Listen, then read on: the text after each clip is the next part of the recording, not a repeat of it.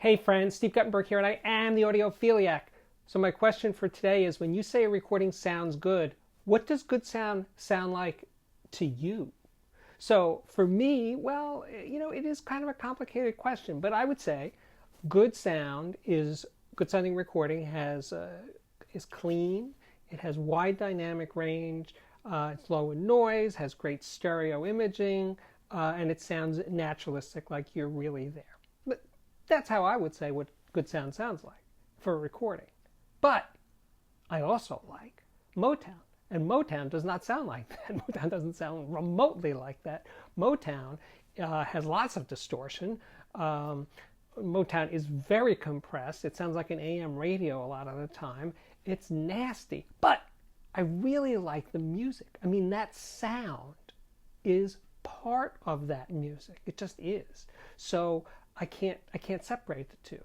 I like Led Zeppelin, and Led Zeppelin is also pretty nasty sounding, really. And I don't mean the guitar noise and grunge that Jimmy Page was dialing in. I mean the artifact of the recording is pretty horrific at times, and just doesn't sound that good. But I really like Led Zeppelin.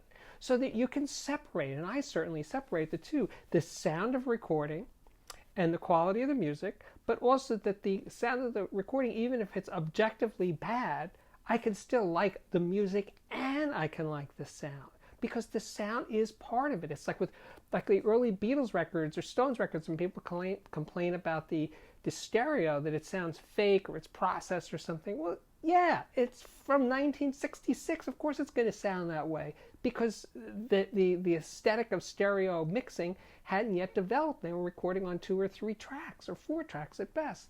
So stereo has a different sound when it's recorded that way. It's not fake, it's not wrong, it's just the way it was. So I can appreciate it on those grounds for its own merits, really.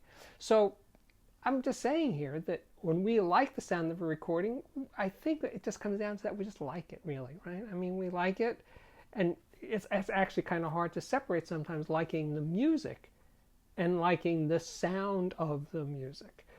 I mean, there are recordings that I don't particularly like the music, and I do like the sound. I mean, they sometimes connect and sometimes they don't.